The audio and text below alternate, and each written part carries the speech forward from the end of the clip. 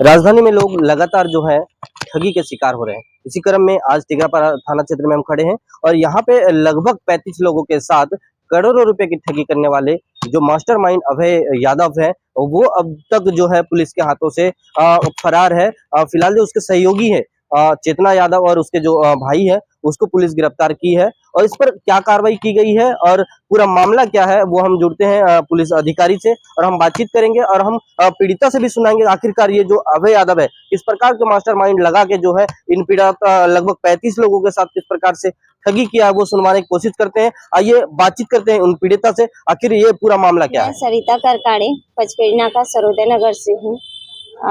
अभय यादव नाम का जो व्यक्ति था वो हमारे घर के पास में ही रहता था। उन्होंने हम लोग ने एक एफआईआर दर्ज करवाई है। कल ही हमारी एफआईआर दर्ज हुई है पूरी।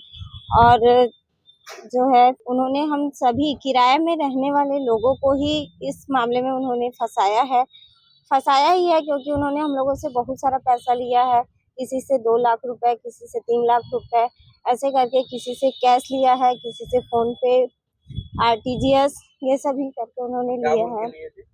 उन्होंने हम लोगों को घर दिलाने के नाम से पैसा लिया था।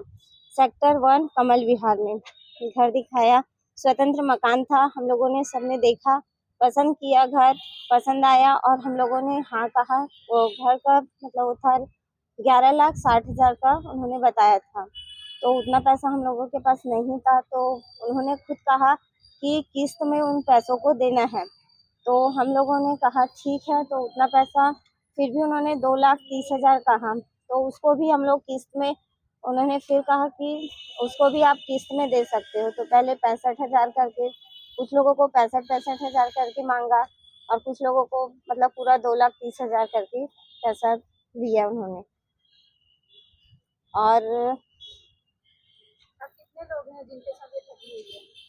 हम लोग जो लगभग 32 लोग हैं, और भी लोग हैं जिनको, कई लोगों को इसके बारे में जानकारी नहीं है कि उन लोगों को अभी भी ये लग रहा है कि उनको घर मिल जाएगा। कई लोगों को अभी भी कई जानकारी नहीं होगी। कई लोग हैं ऐसे जिनको अभी भी ये जानकारी नहीं होगी। उन लोग यही सोच रहे होंगे कि हमको हमारा घर मिल जाएगा।